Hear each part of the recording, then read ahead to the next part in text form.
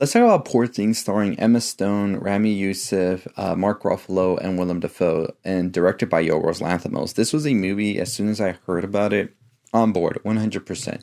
This was one of those movies that just sounded special in writing, and it was definitely one that I was going to watch in theaters. So as soon as it premiered where I'm from, I was like, I'm going. First day, we were there. And let me tell you, it took a bit to come here, and I was kind of disappointed. I was watching everybody else watch it, and let me tell you, it was hard to not get desperate wanting to watch this movie just from all of the good reviews. Everybody saying it was amazing, and it was just insane what they were able to do with this film, and I was just like, I'm ready to see it. So when I got the chance to see it, pretty full theater, I will say. It was kind of interesting. It was a full theater because I wasn't expecting that, especially, when you go watch a movie on a Thursday, sometimes it's not as full as on a Friday, Saturday, Sunday, and especially for a movie like Poor Things. But the word of mouth on this has been crazy. So we were there watching it. Everybody enjoyed it. I enjoyed it by the end of it. And I think that Emma Stone definitely is going to get the recognition that she deserves. I think Emma Stone has just been on a roll. Every time she just keeps surpassing what she's done before. And I think with Poor Things, it's no exception. This film basically is a Frankenstein-esque story. I won't ruin it for anybody who hasn't read about it or wants to see it still. But I think it is one of those Frankenstein stories that really turns it on its head and really gives us such a unique perspective on it. It is based on a book. I haven't read the book or know what it's about, but I have heard that it kind of deviates from the book a bit because the main character in the story doesn't really have as a big story in the book from what I've heard. But I do think that Yorgos Lanthimos has such a distinct eye as well, which I really always enjoy to see. There's a lot of different lenses being used here, and they are really effective at telling the story. There's not just a change in perspective or lens just to be flashy or artsy. There's a reason for it, and when I want to go look back at it, I kind of have a feeling what he's doing, so I want to make a video about that as well, and the different perspectives and Poor Things and what they mean. So stay tuned for that video probably next year. See, 4 days, 5 days for next year, but next year. So yeah, I'm excited to talk more about that because I think there's a lot to unpack and unravel here. So I'll probably do a couple more videos on Poor Things and explaining some of the things that I came up with. Maybe it's not the right meaning or symbolism, but that's just my idea of it. So stay tuned for that video. But this is a film that the score just really is one of those things that is so distinctive about the film, and I've seen the sound and the audio for the score be used on TikTok a lot, and that just goes to show just how amazing it is because it is something that people are just picking up because of just how much they like it. I think everybody involved here, from the actors and the director and cinematography, editors, all of that, did such a great job at piecing together this film that it feels like a lot of different films all together, but it kind of works in a way, and it is in its own sense a Frankenstein monster as well, this film.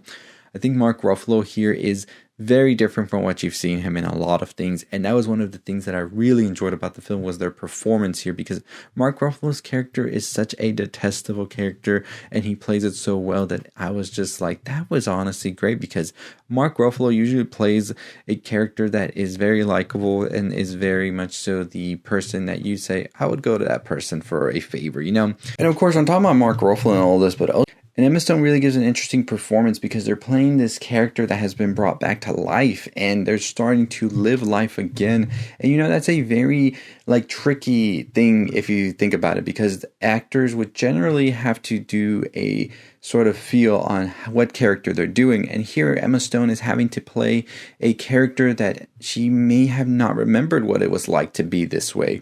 But there are certain aspects of her performance here that are interesting to see as she experiences life, as she sort of is living again. And you can't use the past experiences to feel how that experience would feel, right? Because this is a character that has to sort of feel for the first time ever. And I think that Emma Stone does a great job at really portraying this sort of feeling of wonder and of excitement of realizing that this is the world, but also this sort of sadness that comes with it, with realizing how the world is as well, because it isn't all sunshine and rainbows and all of that. It is also this dark and gloomy place. And I think Emma Stone does a great job at this, because there's these moments in the film where she really goes from one feeling to another, and it really is such a range that Emma Stone has for this character, and I really do think that Emma Stone's performance does deserve that recognition.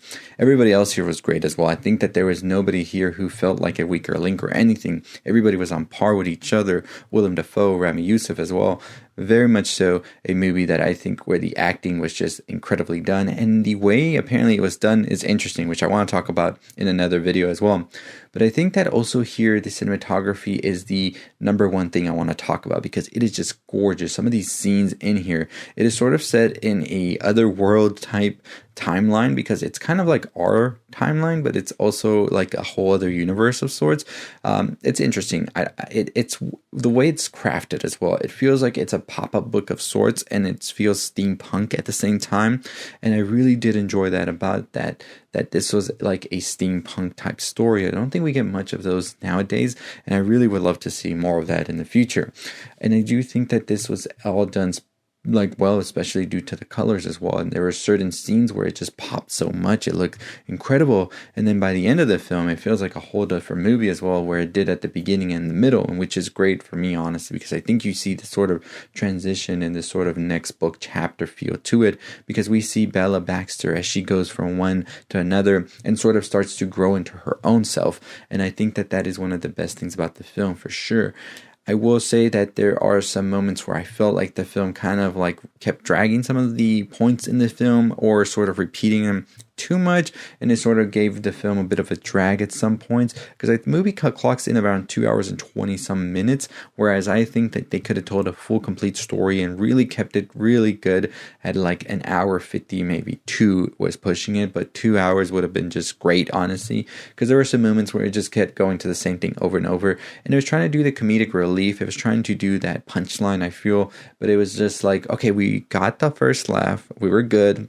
You didn't have to give us that same joke like 50 times, like that was my only gripe with the movie. I felt like it was doing things over and over, because it kind of felt like it got us that punchline and wants to do it again, but it felt like it was just too much at points.